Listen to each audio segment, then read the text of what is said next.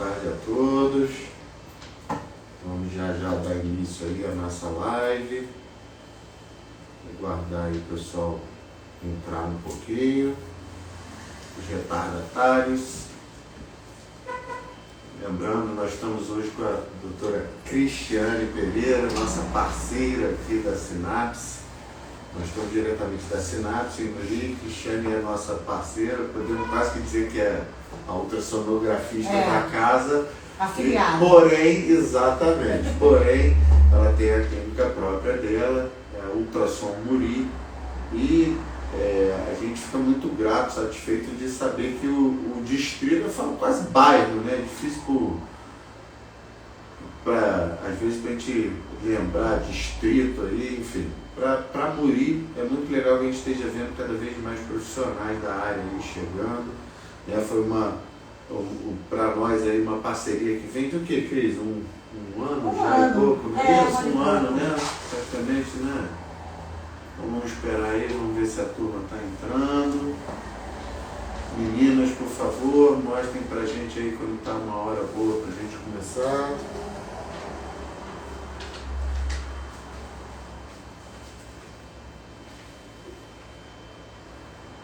A intenção da clínica é fazer uma live dessas mensal, semanal. Exato, a gente tem começado como mensal, tivemos a primeira, vamos hoje para essa segunda aí, a ideia é depender um pouco da direção da casa aí, a gente acaba fazendo até 2 por mês, a gente segura um pouquinho para ter assunto, né? Daqui a pouco nós estamos aqui, estamos inventando conversa. Vamos ver aí se está tendo...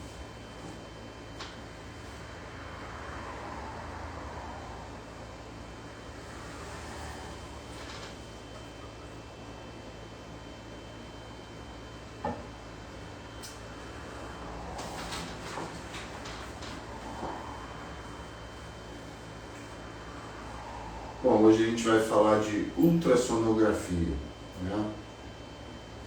Bom, para mim sempre o assunto é interessante, mas eu creio que também para a população, a gente vê muito em relação a exames de imagem, né, diagnóstico, a gente vê muito tabu, né, Cris? Muito.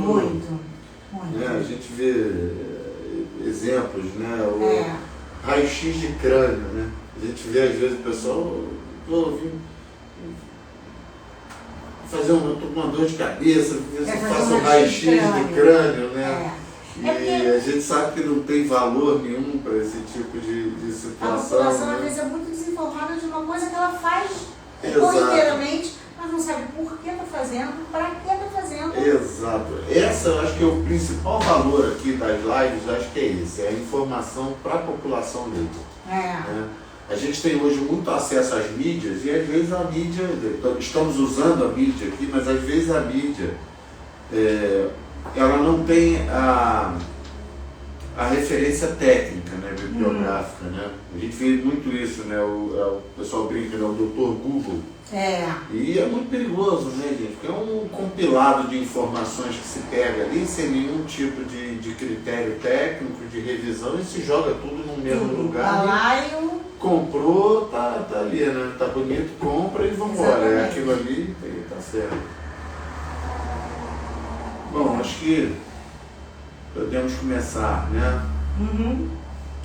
Bom, gente, estamos começando aqui então o nosso bate-papo aqui. Cristiane, doutora Cristiane Pereira, nossa parceira, mais uma vez falando aí, ultrassonografista ultrassonografista da clínica Ultrassom Muri, e nossa parceira aqui na Sinapse, a grande parceira que a gente tem nesse exame diagnóstico. Então, um prazer estar falando sobre o exame que a gente... Prazer ter sido convidada para falar com vocês. A gente agradece a disponibilidade, né? Isso mostra que ainda temos profissionais que não exercem a profissão só pelo ato de ganhar o pão, mas que têm o prazer de exercê-la como um sacerdócio e tudo isso. Né?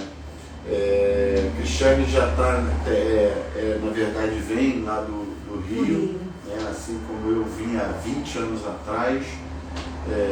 Vinha dois só. Já não sou mais carioca. Ela em breve já se torna também friburguense. De Muri, né? E, enfim, vamos começar aí a nossa conversa. Vamos falar sobre ultrassom, esse exame importantíssimo, tanto para diagnóstico como para acompanhamento de várias doenças, né? Vamos ficar sabendo hoje de órgãos que podem ser submetidos a ultrassom e que ninguém faz ideia, né? E vamos conversar, a gente vai começar bem, uma coisa bem básica, né? Em relação às principais buscas, né? Quer dizer, quais seriam os exames assim, mais as indicações, né, maiores assim, para a solicitação de um ultrassom? O que você considera, o que você vê como mais corriqueiro ali dentro do seu dia a dia? O mais corriqueiro de ultrassom é a parte ginecológica, né, a obstétrica e a clínico geral. Mas se faz ultrassom de praticamente todos os órgãos. Até que quando às vezes a pessoa liga, eu quero marcar um ultrassom. A gente pergunta, ultrassom de quê? Porque a pessoa acha que o ultrassom... A pessoa pega de surpresa. Né? Ultrassom é ultrassom, mas é ultrassom. Mas só que o ultrassom tem dos olhos, das articulações, transfontanela, quando você faz um bebê que aqui ainda está aquela moleira aberta. A famosa moleira. A moleira aberta, aí se bota o transdutor, você vê se tem líquido a mais no câncer da criança. De partes moles, tipo... Ajuda muito nos acometimentos neurológicos infantis, né? Quer dizer, é um exame que no adulto você não vai ter nenhum valor, porque justamente é o crânio ali, já tá né? Fechado. Quer dizer, não tem mas como passar. Na criança, principalmente ali a transfontanela ajuda demais o diagnóstico de patologias, às vezes, porque normalmente não se submete criança, recém-nascido principalmente, a fazer tomografia, ressonância, porque a carga de radiação é muito grande com o recém-nascido. Então se usa muito esse método para fazer diagnóstico. Fora toda uma dificuldade técnica. Né? Às vezes você tem que sedar a criança, né? Já envolve um outro risco também. Isso aí. Ali a gente já vê um muito interessante que é o dos olhos, né? Dos olhos. Esse aí deve pegar muita gente de surpresa. Esse aí deve pegar muita gente de surpresa. Eu mesma já fiz. E creio também. E creio também que que inclusive na própria área deva ter muito colega que não exatamente sabe que exista, né? E acaba sendo usado mais para que tipo de investigação, Cris? Geralmente são retinopatias e doenças tipo do líquido. Como é o nome? Perfeito. Do líquido ocular, né? Como é o nome do líquido ocular mesmo? Do vítreo? Vítreo, humor vítreo. Se faz muito para ver a normalidade do humor vítreo e patologias de retina. É muito interessante. E como é uma especialidade, um exame muito novo, poucas pessoas fazem ainda. Entendeu? O mais básico é isso aqui, né? Abdômen, próstata, mama, o transvaginal e o obstétrico, que é o carro-chefe da ultrassom. Tanto é quando se faz assim, eu quero fazer ultrassom, 99% está pedindo ultrassom obstétrico, né? Sim. Mas a pessoa acha que o ultrassom é obstétrico. Não necessariamente, né? Aqui, pegando essa questão do obstétrico, foi uma coisa bem básica aí, mas que acaba compondo isso, né? Por que no início se faz o transvaginal, né? E depois de um certo período da gestação passa a ser pélvico? Porque que acontece? Eu tenho até uma ilustração aqui. É porque como o embrião é muito pequenininho, nós não temos acesso, aqui no começo da gestação, só um saquinho gestacional. Isso por cima, se a gente for via abdominal, a gente não consegue. Tem muita barreira. Porque mesmo tendo a bexiga cheia, a bexiga é famosa, tudo que é líquido é uma famosa janela acústica. Perfeito. O ultrassom atravessa melhor o líquido, né? Do que gases. Mesmo tendo isso aqui fica mínimo visto através abdominal. Então, isso se dá diagnóstico de gestação via abdominal. Se a gente consegue dar... Quando, ó, aqui ainda é transvaginal, tá vendo? Perfeito. Aqui também ainda é transvaginal, porque com 5 semanas é que a gente começa a ver o embrião e a vesícula vitelínica, que é tipo um órgão que alimenta o neném e até a placenta está totalmente formada. Basicamente, quando você faz o transvaginal, você vai ter Direto. a janela ótima ali, a janela acústica, porque você só tem líquido à sua frente. não, você não... Como você não fez transpélvico, você não pegou todas aquelas estruturas subcutâneas, Exatamente. etc. Isso aqui é basicamente um exame local, né? Porque Perfeito. encosta praticamente no colo uterino. Perfeito. Aí vem direto dentro do útero. E aqui já é ele maiorzinho, entendeu? Aí a partir da 11ª semana já consegue fazer via abdômen, porque o neném já está bem grandinho. Aí ele estando grandinho assim, a gente consegue fazer já o exame via abdominal. Porque esse saco gestacional, ele mesmo já faz a bolsa d'água, já faz a janela acústica para se ver o neném. Da onde se justifica a questão do preparo também de qualquer outro ultrassom da parte abdominal e pélvica, isso. né? O pessoal pergunta muito, né, qual é o preparo, por que tem que fazer jejum, porque principalmente, né, aquela história de bebe água, vai lá, bebe copo d'água um atrás do outro. Dentro da nossa ignorância aqui de clínico, se quer a distensão da bexiga com líquido, para que se possa ter uma janela acústica para olhar a bexiga adequadamente. Exatamente. E o jejum para diminuir a quantidade de gases se interpondo à imagem. E né? fazer com que a vesícula esteja distendida também. A vesícula distendida tem líquido, tem a bile dentro. A bile é líquida. Então você faz o contraste do líquido com o sólido. Tipo assim, ó, a gente pode ver... Lembrando, gente, o que a doutora Cristiane está colocando é justamente isso. A gente tem que lembrar, a vesícula, isso é uma coisa que muito se confunde, a vesícula não está produzindo a bile, ela é um armazenamento de bile, que no momento em que há a ingesta alimentar, a vesícula contrai e joga essa bile dentro do intestino para que possa fazer a emulsão, a digestão das gorduras principalmente. Como ela é só, aliás, vamos até tirar uma dúvida clínica aqui, não é para quem tirou a vesícula achar que não vai mais conseguir comer nada gorduroso na vida, né? Como a gente falou, é um reservatório, né? A bile não vem dali, né? Então, esse jejum nada mais é do que não permitir que a vesícula contrai e não consiga ser vista. Aqui é uma vesícula biliar e ela fica assim. Aqui está um cálculo, isso que eu ia perguntar, isso é um cálculo? É uma pedra, a famosa pedra. É um cálculo biliar, isso aqui. E ele é tão denso que ele chega a fazer uma sombra, isso aqui é uma sombra, ó. Então a gente sabe que é uma coisa sólida, porque faz uma sombra. Isso é interessante. Entendeu? É uma característica de fazer o diagnóstico. Porque um pólipo na vesícula... Isso eu ia perguntar, isso te facilita para diferenciar entre um pólipo. Porque na ignorância do clínico, a gente olhando pela regularidade ali do contorno exato. Mas o que acontece? E aí se diferencia nessa situação. Se ele mexer, ajuda também? Isso, às vezes a gente mobiliza o paciente de um lado para o outro para que isso aqui ande. Isso andando, a gente sabe que é um cálculo, que não está aderido. Uma imagem dessa fixa, a gente bota o paciente de um lado, bota o paciente para o outro, e isso não move. Fala mais a favor do cálculo, do pólipo. E embora pólipo desse tamanho, você quase muito pôr, né? Perfeito, aí entra dentro da importância do pólipo, né? Pólipos são lesões com potencial de evolução com malignidade.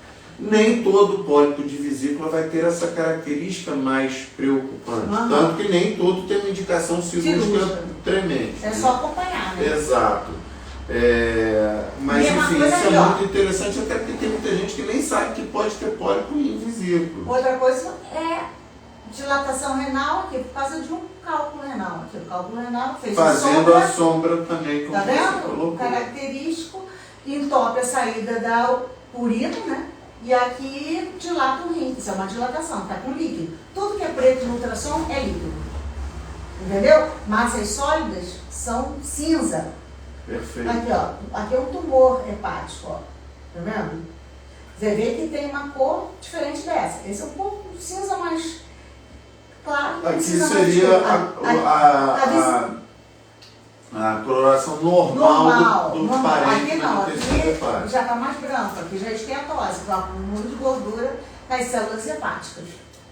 Tá? E o pessoal fala assim, como é que você consegue ver que está mais cinza, mais do cinza? Você treina de vista, né? Exato. Quanto mais tempo o ultrassonografista tem de profissão e de experiência, você começa... Exato. O próprio colega que pede o exame, geralmente, com o passar dos anos... Já aprende a ver. A gente quase que acha que começa a saber ver, né? Começa a ver. Eu acho que é um dos exames de imagem para o médico, talvez mais difíceis de entender. Né? Porque é bem diferente, né? Em termos da formação da imagem. Não é aquela foto, né, que você vai ter numa tomografia, numa ressonância. É um exame que depende muito de vocês, do examinador. Né? Tem 3 pilares. A própria técnica para que você consiga ter a melhor imagem para você. Exatamente. Os 3 pilares.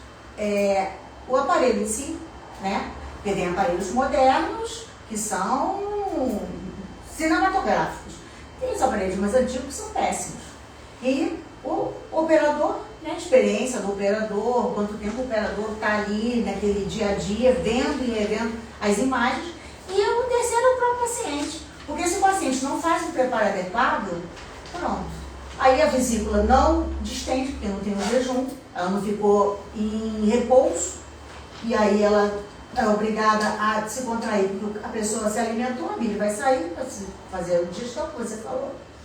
Outra coisa, pacientes cheios de gás, falam assim, por que eu tenho que tomar antigástrico? Gás é o inimigo número 1 do ultrassom. O ultrassom não tem a capacidade, as ondas ultrassônicas não têm a capacidade de penetrar no ultrassom. Por isso é que não se faz ultrassom para o intestino. Porque o intestino é a casa dos gases, né?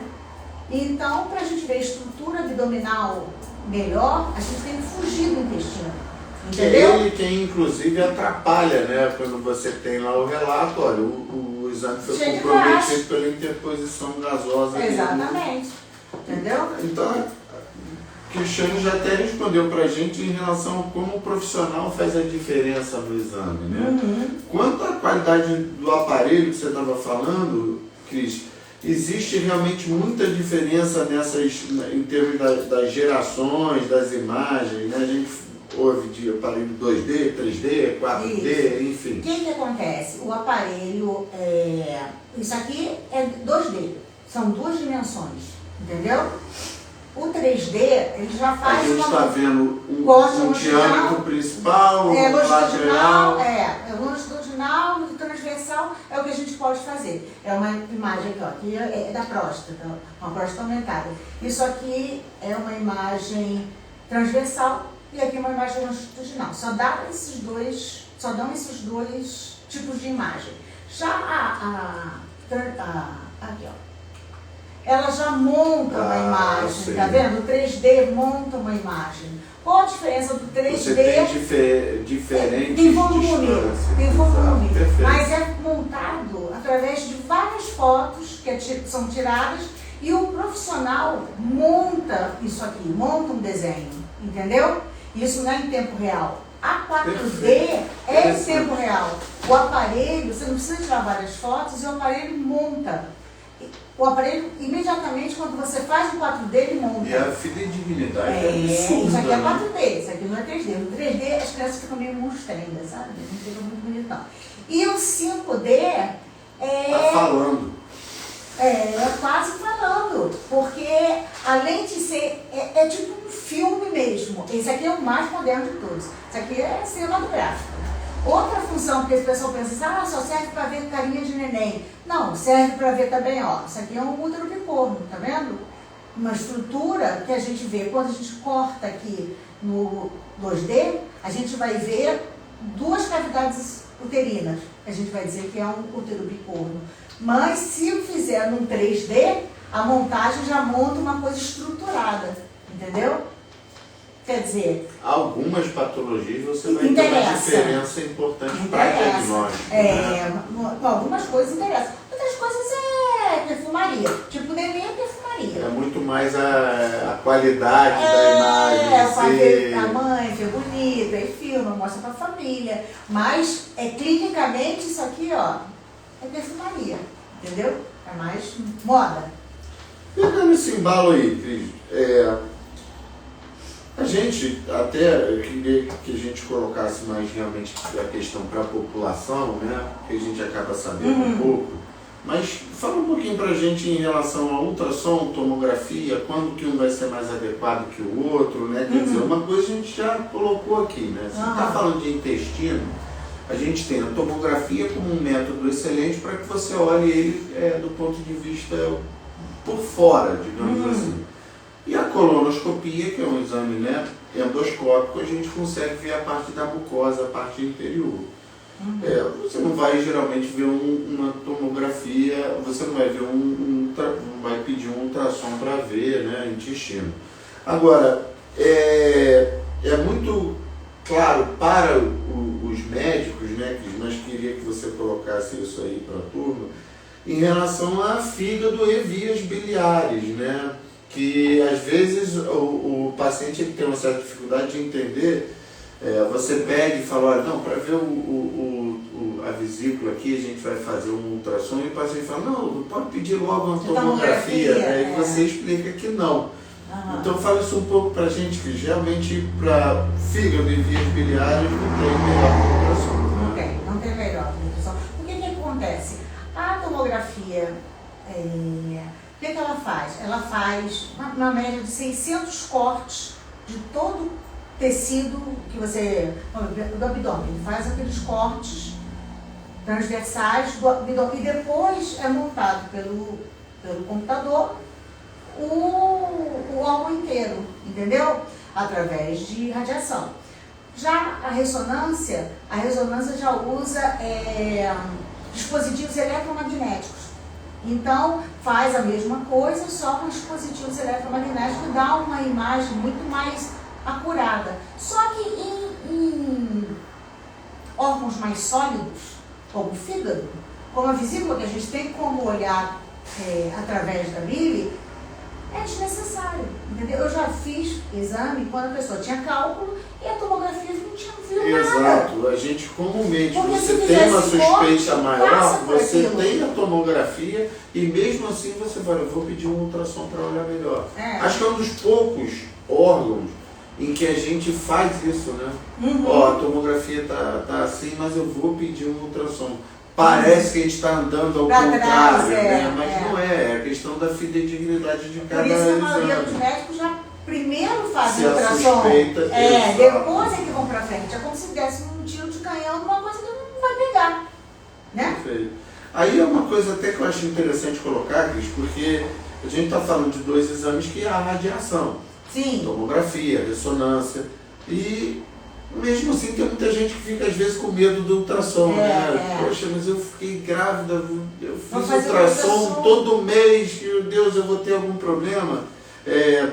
A gente teve uma pergunta curiosa feita por um seguidor nosso, que é sobre os riscos e efeitos colaterais do ultrassom. É interessante porque a gente tem que lembrar que a gente está falando para a população, né? Só lembrando aqui, a gente está com a doutora Cristiane Pereira, que é da Clínica Ultrassom Muri, e é a nossa parceira aqui da Sinapse, né? E a gente está batendo um papo aqui sobre a ultrassonografia como um método de diagnóstico, né? E acompanhamento de algumas doenças. E aí, Cris, ultrassom então tem efeito colateral, tem risco eu ficar fazendo todo ano, toda hora? Absolutamente nenhum. O que acontece? O que é ultrassom? Nada mais é que são ondas ultrassônicas que são lançadas pelo transdutor, que são aquelas sondas que a gente usa para ver. Cada sonda daquela tem uma frequência, por isso que são exames diferentes. Volta numa daquela imagem, Cris, você aproveitar e mostrar aqui, que ficou bem interessante. Volta numa anterior que você estava mostrando, você mostrou, acho que essa daí dá pra gente pegar. Cris, aqui o transdutor estaria vindo por aqui. Por aí, entrando ali, exatamente. E aí ele emite uma onda que ela vai bater num obstáculo e voltar. E se mede essa distância. Quanto maior o obstáculo, mais denso o obstáculo, melhor a imagem. Por isso que se vê bem fígado, se vê bem rim, se vê coisas que tenha massa, entendeu? Estômago não é visto no ultrassom. Por quê? O estômago é oco. Praticamente ar. Entendeu? É oco, ele colaba. Entendeu? Mesmo se você encher de líquido, sim, ele sai muito rápido, o líquido que você ingere quando está no estômago. A absorção dele não é gástrica. Então o líquido passa. Não dá para pegar nada de estômago. Entendeu? Então ele bate aqui e volta e emite a imagem, forma uma imagem. Aquele gelzinho, o pessoal fala assim, mas esse negócio está me deixando tudo melado, você vai queimar, manchar minha roupa. Não mancha. Eu uso roupa o dia inteiro, jaleco azul marinho, jaleco branco, saio de lá limpinha. Não mancha. Entendeu? E o gel vai fazer uma interface de conexão. Então ele é como se fosse um condutor. Exatamente. Exatamente. Aí, eu achava na minha ignorância que o gel era só para facilitar o manuseio, né? Mas não por conforto, para gerar um acesso a alguma imagem diferente. É condutor. Perfeito. Entendeu? E a nível, justamente a gente estava falando sobre gestação, Cris, e o legal é isso, né? O ultrassom ele continua sendo um grande exame de imagem para gestante. Continua, né? Continua. Durante a gravidez todas tem períodos que são imprescindíveis fazer o ultrassom. E como que está atualmente, Cris, essa questão do protocolo, do padrão de solicitação? É mensal? A partir de que mês que já está fazendo? De que semana, perdão, gestacional? Eu tinha mostrado já anteriormente aqui. Depois a gente pode dar uma passadinha naquele... Se você quiser, Cris, ir passando os slides e fazendo... Dá pra gente dar uma passadinha também da mama, porque tem umas coisas bem interessantes. Sim. Na mama. Aqui, ó. Às vezes a pessoa fala assim, eu tô atrasada há uma semana, minha menstruação não desceu. Fez o exame de farmácia positivo, fez o beta positivo. Aí vou fazer o exame porque eu vou ver meu bebê. Não vai ver o bebê. Há um grande risco, né, de não ver ainda a gestação. Não ver no centro gestacional, vou ter que repetir. Então, o ideal é na primeira ultrassom fazer um base de 6 a 7 semanas, que aí a gente vê bonitinho. O outro ultrassom que a gente usa muito é o morfológico no primeiro trimestre, que vê a translucência, que vê as alterações cromossomiais, a mais famosa, a síndrome de Down, né? Que é a trissomia 21, vê se o osso nasal, malformações, falta de caixa craniana fechada, ausência de membros, tudo isso a gente vê. E o desenvolvimento fetal normal. O interessante, né, de você ter várias valências no mesmo exame, né? Uhum. Predisposição de doenças, diagnósticos precoces antes mesmo do nascimento, né? Exatamente. O desenvolvimento do feto, que acaba te facilitando toda a questão do que você se prepara para enfrentar no momento do parto, no pós-imediato. Muitos obstetras seguiam justamente pelo ultrassom para encaminhar uma gestação de alto risco, porque vai nascer um neném mal formado. Então não vai nascer numa maternidade da esquina, entendeu? Vai para um centro obstétrico. Outra coisa que as pessoas adoram é sexo em bebê, né? Essa é uma grande questão. Sexo em bebê é o... E talvez, eu imagino que se eu fosse ultrassonografia, seria o meu grande desafio ali, né? Porque deve dar um medo danado de você errar ali. Já deu mais. Hoje em dia, com os aparelhos... do exame, né? Às vezes você, bom, esse 5D não deve gerar dúvida nenhuma. Nenhuma. Mas às vezes você fala assim, porque a minha mãe estava esperando um menino e nasceu eu, sou menina. Eu falei assim, na sua mãe, o ultrassom é uma coisa. O pessoal acha que a tecnologia evolui só para celular. Não, a tecnologia evolui muito para a medicina. Entendeu? Graças a Deus. E com isso, hoje em dia, já é possível fazer o diagnóstico a partir da 11ª semana do sexo do bebê.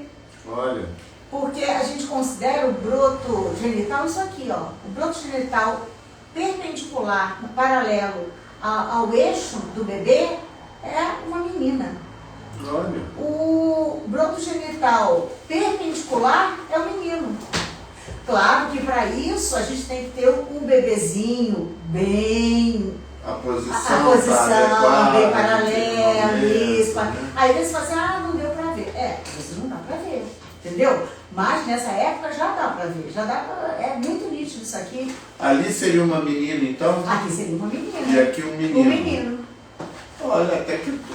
Nossa, se todos vierem assim, eu estou acertando também. O negócio é botar as imagens assim, né? Claro que quando chega no 16ª semana, bateu, valeu, dá pra ver. A morfológica do segundo trimestre... Vamos lá, explica pra turma o que é o morfológico exatamente, né? Por que ele tem essa nomenclatura diferente aí? Eu vou fazer o morfológico do neném.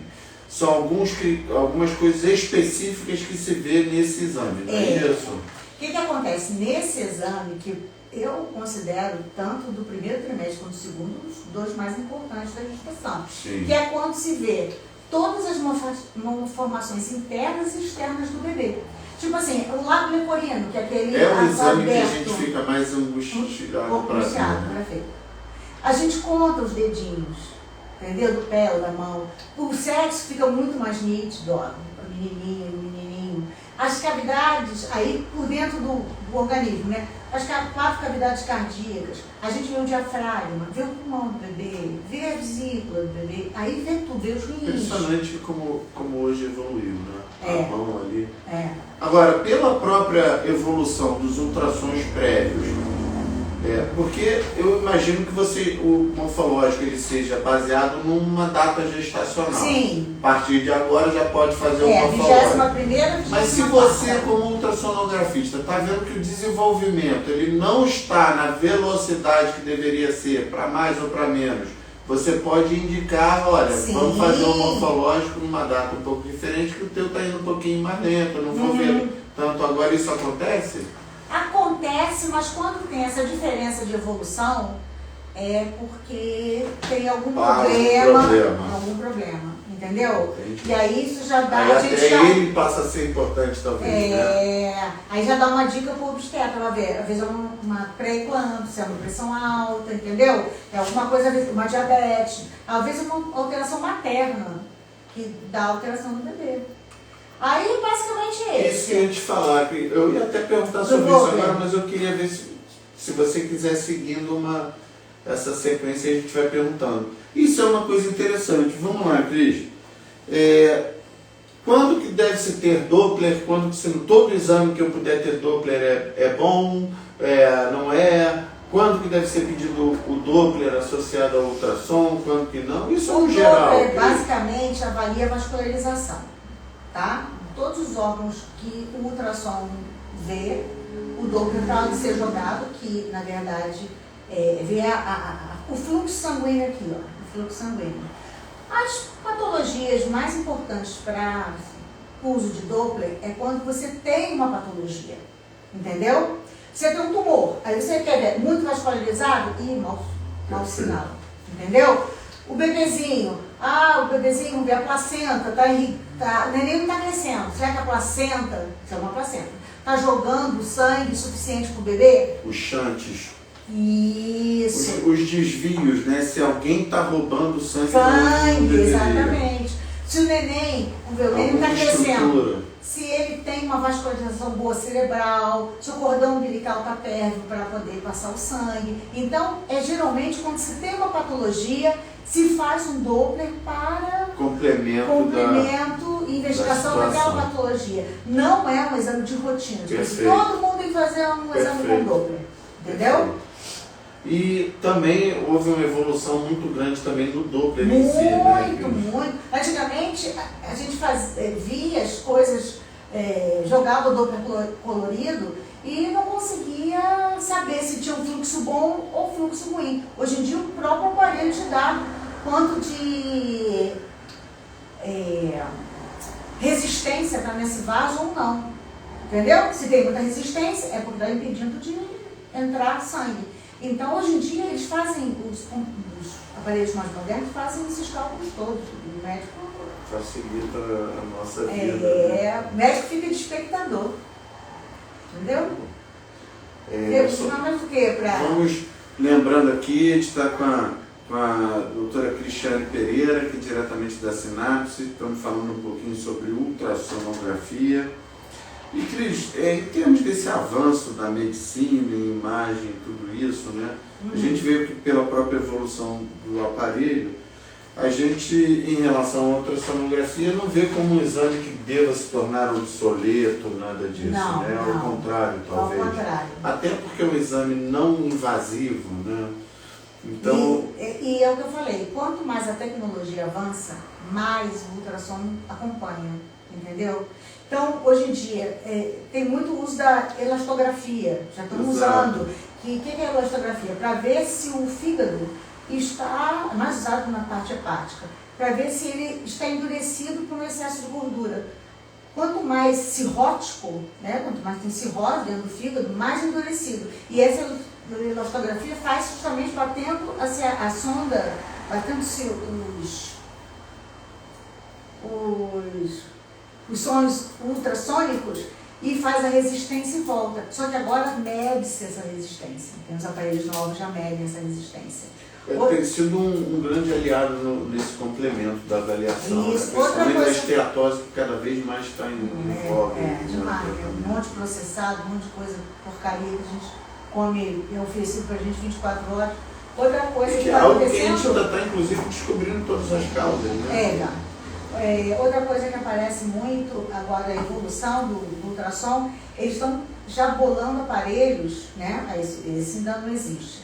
Aparelhos que fazem a montagem da imagem como se fosse uma tomografia. Porque isso que chama a atenção, né? De talvez antigamente você ter tanta diferença, né? Pela própria aparelho de fidedignidade, e hoje você tem uma proximidade de imagem, são imagens diferentes, mas uma proximidade de imagem muito grande, no sentido de que realmente gera a impressão de que cada vez mais pode ser usado e às vezes até roubando um pouco de necessidade de outros exames, algo mais complexo. Vamos falar então que a gente passou aqui, acabamos falando da mama. Isso. A mama é um dos exames aqui, ó. A mama é um dos exames mais pedidos, junto com o transvaginal, na parte ginecológica. Quase toda mulher faz um desses por ano. E grande parte dos diagnósticos vai sair sai por aqui, né? Sai por aqui. A gente acha que a mamografia é o carro-chefe. O ultrassom foi desenvolvido para pacientes mais jovens, que a mamografia é aconselhada em mamas mais envelhecidas, quando o tecido glandular é substituído pelo tecido adiposo, porque a gente fica velha, fibra adiposa substitui tudo. Aí o que acontece? O ultrassom foi justamente desenvolvido para ver mama jovem. Só que mesmo nas mamas, que é aquela mama depois dos 40, que dá para mama densa na mamografia. O que é uma mama densa na mamografia? É a mama que tem muita glândula. Então, consegui fazer ultrassom porque a minha mama foi densa. E essas mamas vêm para o ultrassom. E é no ultrassom que se faz o diagnóstico diferencial de um nódulo para um cisto. Onde tudo na mamografia é nódulo. Só que nódulo é massa sólida. Cisto é massa líquida. Aqui no ultrassom se faz o diagnóstico. E aqui é um tumor. E a gente já sabe que tem 90% de chance de ser maligno. Você vê? Ele é todo estrelado, é todo irregular. Esse aqui é bonitinho, ó. Tá vendo? Desenhado com lápis. Então, essas coisas assim, o ultrassom é muito bom. Você dá praticamente o caminho, né? Você dá o caminho. É biópsia, isso aqui é investigação, o negócio tá feio. Não, isso aqui é super tranquilo, vai para casa. Você aparece até sozinho, é líquido, é água. E às vezes aqui sai na mamografia como um nódulo. Entendeu? A mamografia não tem poder de fazer essa diferenciação, que no ultrassom tem. Interessante. É por isso que já é pedido associado. De rotina. Você faz. Já faz mamografia, volta lá. Aí já faz basicamente direto, entendeu? E a avaliação, eu estou vendo aqui, tá curioso, essa avaliação das próteses. Agora isso é super frequente. É muito frequente, né? Interessante. Porque a gente. E você avalia o quê? Lesão? Tipo, a gente vê às vezes, né, rompimento. Rompimento, vê quando ela tem encapsulada. O que acontece? A prótese fica bem determinada. É como se fosse um cisto. Você está vendo a estrutura diferente do tecido. A gente vê, porque eu não botei nenhum slide aqui. Fica um tecido glandular aqui e daqui para baixo fica tudo preto, como se fosse isso, porque é a prótese. Que é o próprio. Não, é líquida ela tem uma formação líquida. Perfeito. E o que a gente vê? Ela tem que estar sempre retinha aqui, como se fosse isso aqui, Isso aqui é uma faixa muscular, uma poneurose. Tem que estar retinha sempre. Quando ela começa a ficar toda enviesada, toda irregular, e até dobrando sobre ela mesma, é encapsulada. Quando está rejeição de prótese, tem líquido do lado de fora. A coisa rompeu, tem líquido do lado de fora. Fica essa coisa e o líquido sobrando aqui. Entendeu? Então, a gente já vê muita mulher fazer. E às vezes não sente nada. Às vezes faz de rotina. Você tem prótese há quanto tempo? Já está bem velha, já tem 10 anos, vou ter que trocar, mas ainda não estou sentindo nada. Você vê que está tudo encapsulado, está tudo extravasação de líquido, entendeu? Então, é uma indicação de avaliação através do ultrassom prótese de mama. Deve estar tendo bastante, né? Porque a gente vê de já teve até mais, eu acho que estão botando até menos, eu já peguei bem mais. Teve um boom uns 5 anos atrás, assim, que era... Quase todas tinham alterações de mama.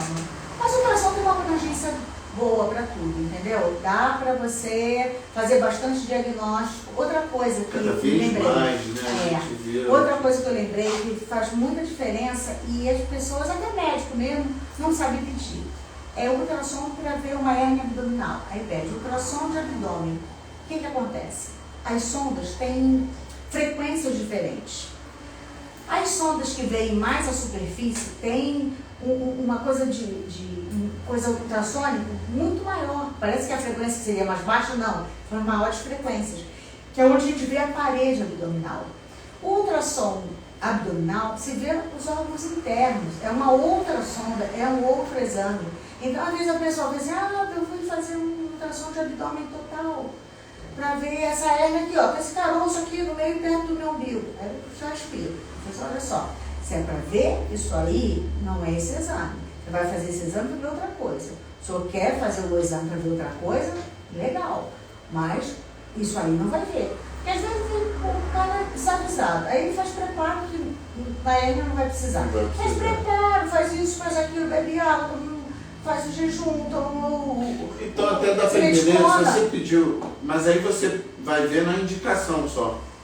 Indicação hérnia, você vai pedir ultrassonografia. Aí eu falo para o paciente, volta lá que você tem que fazer ultrassom de parede abdominal. E às vezes colegas nossos, desavisados ou desatentos, eu não sei, pede abdômen total. Já a ígno escrotal? É específico de parede também, é de parede, é de região inguinal. É a mesma sonda que usa para mama, para tireoide. Porque na realidade, não é uma questão de nome só. Como você vai ter uma sonda diferente, você não vai poder fazer um exame de ultrassom abdominal, você não vai ver fígado, vesícula, diferente do corpo. Bem, temos alguma pergunta aí chegando? Temos 3 perguntas. Então vamos lá, a primeira pergunta é: poderia explicar o porquê, infelizmente, nós temos esse pensamento arcaico de utilizar somente o raio-x e tomografia ao invés do ultrassom? Isso aí é o clínico que pode dizer, porque eu sou do lado de cá, né? Na realidade, a gente vê muito assim, eu acho que a gente vê muito os exames serem solicitados pelo próprio. Sem critério. A gente procura o exame ao invés de procurar o médico que vai pedir o exame. Exatamente. Né? A gente usou um exemplo aqui logo no início aqui da live, que é o raio-x de crânio. E às vezes a pessoa chega, tô com dor de cabeça, eu já fiz raio-x de crânio, não deu nada, não vai dar nada. Se tiver um tumor lá dentro, você não vai ver no raio-x de crânio. Então isso eu vejo muito exatamente como a Cristiane falou, né? Acaba sendo um pouco arcaico mesmo, porque fica atrelado lá atrás, quando a gente não tinha nenhum tipo de quase de exame de método de imagem. Então isso vai muito do próprio fato de que muitas vezes a pessoa procura o exame. Uma outra coisa é que às vezes você vê colegas que estão um pouco desatualizados, né? Tanto que a gente vê na prática, você às vezes tem uma questão também que hoje o exame físico ele é muito subutilizado. E aí você colhendo uma boa história, examinando o paciente, muitas vezes você vai definir uma dor abdominal, isso aqui deve ser vesícula, vias biliares, fígado, você vai fazer uma ultrassom, doutor, eu quero uma tomografia, porque eu já vejo tudo. Não vai ver tão bem quanto ultrassom. Tem certos casos que não tem também. Exato. É mais provável que não aparecendo mais no ultrassom você tenha indicação de uma endoscopia para um diagnóstico diferencial ali de uma doença ulceropéptica do que, na realidade, uma tomografia. Né? Na verdade, quando eu fiz o curso de ultrassom, a especialidade de ultrassom, isso há 25 anos atrás, o que a gente aprendia é que o ultrassom é um exame de busca. Então, você vai buscar o que o médico, por que o médico está solicitando, o que ele está querendo saber dali. E aí eu pergunto, às vezes o médico é consciencioso, fazendo sua rotina, beleza, a gente vai ver tudo. Falei assim, não, olha, é uma suspeita de gordura do fígado, de esteatose hepática. Aí a gente vai se focar naquilo, não que a gente não vai ver o resto. Mas é uma coisa de busca. Não é aquele... Nessa busca a gente tem os achados. Mas a gente se direciona... É um rastreio, né? A gente se direciona ao que o médico está querendo. Daí, pegando esse embalo, uma coisa muito interessante, as pessoas entenderem por que procurar um ultrassonografista de qualidade. Uma outra coisa onde o profissional faz diferença, né? É o que eu sempre falo, você vai dar um laudo de uma tomografia. Né? Tomografia, vamos pensar que é uma foto. Né? Eu não posso chegar aqui, tirar uma foto sua e na hora de eu, entre aspas, laudar essa foto, eu virar e falar, olha, trata-se de um indivíduo masculino, sem óculos, com um jaleco amarelo, né? Quer dizer, quem olhar aquilo ali vai falar, peraí, tem algo errado. Né? Há talvez uma dependência muito maior, lógico, o médico sempre no sentido de que ele está treinado para avaliar aquela foto nos mínimos detalhes, né? Só que ele vai talvez depender muito mais da qualidade do aparelho do que dele. Os exames examinador dependentes, eles vão basicamente necessitar a história da foto. Da mesma forma que se eu tirar a foto da Cristiane, eu não vou poder descrevê-la diferente do que todos estão vendo, no ultrassom é o seguinte, eu preciso achar onde ela está para tirar a foto. Exatamente. Se eu apontar para lá, eu não vou ter Cristiane nenhuma, nem de jaleco, nem sem, nem com óculos, nem sem óculos. Não, então é muito importante a experiência no sentido do próprio manuseio do transdutor. Porque o ultrassom, o que acontece? É um exame dinâmico. Então, eu estou vendo aquilo daquele jeito, mas eu posso botar o transdutor para lá ou para cá e vejo de outro jeito. E você tem um exemplo até do cálculo, onde você mexe o paciente para ver se ele se é dinâmico, é um exame dinâmico. É um exame em tempo real. Eu estou fazendo ali e diagnosticando aquilo ali, entendeu? Tipo, a tomografia, agora é uma moda que o radiologista não fica fazendo tomografia. Quem faz é o técnico. Ah, isso eu não sabia. Em alguns lugares, o hospital público é certo. E mandam as imagens para o radiologista, tomografia, manda a imagem para o radiologista e ele dá o diagnóstico de acordo com os cortes. Quer dizer, se pega um técnico que faz os cortes precisos e interessantes, o cara diagnostica bem. Sim, tomografia, acho que em 99% dos lugares estão assim. Então, se você vai ter um radiologista em loco. Em loco, ele vai em casa. Às vezes ele lauda de outro estado. É verdade. Então, quer dizer, se por acaso o paciente, ele já tiver uma dúvida, o paciente já foi liberado. Não pode voltar para falar, volta aqui para fazer outra tomografia porque aquela não ficou boa. Sim. né? Sim, e às vezes quer um contraste. Porque o cara está em casa, e o ultrassom, como é o médico que faz, ele mesmo tem que resolver e tirar as dúvidas dele ali, enquanto o paciente está ali com ele, entendeu? Pegando esse embalo aí, Cris, também da necessidade da presença e tudo isso. Os exames guiados, né, Cris? Quais são os mais utilizados? Nódulos de tireoide, mama também? Mama, até nódulos hepáticos também. Guiados por ultrassom. Você minimiza muito os riscos do procedimento. Com certeza. E uma má qualidade do material colhido. Com certeza. Você facilita muito o diagnóstico. Imagina um nódulo de tireoide de 2 milímetros. Como é que o cara vai acertar? Não consegue. Como é que botar a agulha ali? Aí guia pelo ultrassom, aí pode ir mais para a direita, mais para a esquerda, a agulha entra. Lembrando que a gente está usando também em terapia intensiva, né? No hospital em geral, um exame que ajuda muito as punções, os acessos às veias profundas, subclávia, jugular, né? E pacientes que estão usando determinados tipos de medicamento, pacientes mais complexos, que necessitem de uma linha de acesso venoso mais, não só calibroso, quanto de uma estabilidade maior, de um uso por um período mais prolongado, né? Poder usar medicações diferentes ali, infundidas continuamente, né? E minimizando muito os riscos dos procedimentos que antigamente eram feitos basicamente baseados na anatomia e na técnica. Na técnica. Né? Deve estar passando por ali, está passando por ali. Vamos para outra pergunta aí, Ana. Então, vou juntar 2 perguntas em uma só. Perfeito. Perguntando se a doutora Cristiane realiza a punção da tireoide.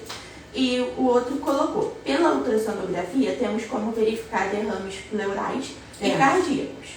Sabemos também que as punções são guiadas pela ultrassonografia. Poderia explicar mais sobre?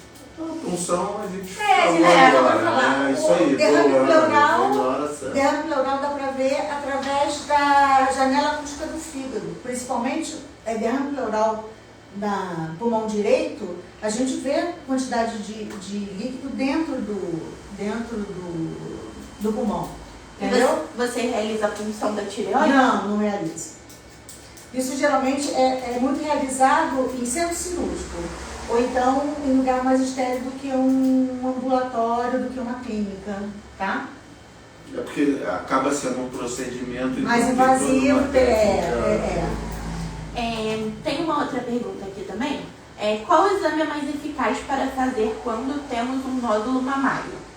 Quando a pessoa já sabe que tem um nódulo. Exatamente. Eu vou puxar a sardinha pro meu lado. Eu acho que o ultrassom é muito mais, como eu comentei aqui, é muito mais objetivo naquele diagnóstico que a mamografia, tá?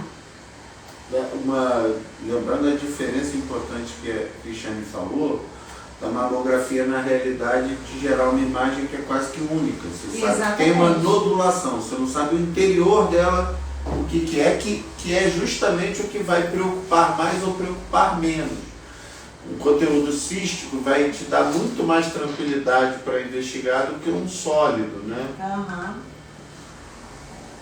Temos mais? Só um comentário.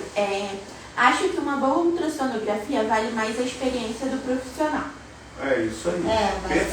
Perfeito. Captou perfeitamente a mensagem, o que a gente está falando. Um exame que basicamente você vai lá dar em cima de uma imagem computadorizada, é aquilo ali, o órgão está ali, está no lugar, a imagem é gerada por, entre aspas, uma foto quase, né? E o colega vai descrever no laudo uma imagem que ele está vendo ali que foi gerada por um computador. No ultrassom, né, você depende do examinador para achar a melhor. A gente está vendo aqui, usando até o próprio exemplo, vai naquele do sexo do neném, aquele que achei interessante, aquele do deitado em pé. Olha aqui, isso aqui, dependendo do examinador, você não vai gerar essa imagem perfeita. É o que eu falei, estando assim até eu acerto. Agora precisaria que eu deixasse deixasse a imagem assim. Até porque Então, ele realmente, mexe, é o né? exame que Ele mais nem mexe. depende. Você tem que correr atrás dele. Ele não está estático lá, não é o fígado que está parado. O neném vira de costas, vira de lado. E aí a gente tem que correr atrás mesmo, entendeu? E o Cris, vou falar se não estiver mexendo, adianta comer aquele chocolatinho antes, isso é tabu, Olha, não é? eu não sei, mas normalmente elas comem. E realmente o neném mexe mais. Entendeu? Acho que é uma questão de um aporte de glicose, glicose, agita mais. dá uma mas- energiazinha pro neném. Mas Eu não alguma recomendo pergunta chegou tomar, aí agora? Mas não.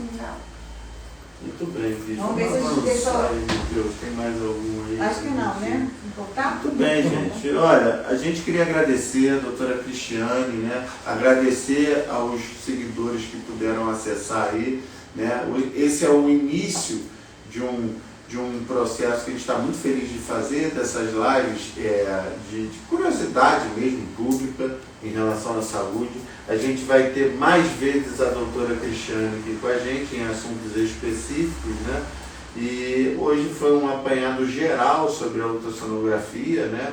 É uma colega, a gente volta a dizer que de uma extrema capacitação técnica e muito boa de convívio, de lidar, né? Aqui a gente está muito bem servido, quem é aqui da região não precisa mais se deslocar muito aí para ter um acesso a um exame de qualidade. A gente encontra aqui o Cristiane na Ultrassom Muri e nossa parceira aqui na Sinates é quem nos ajuda. Graças a Deus foi muito bem recebida por você. Mas isso não podia ser diferente.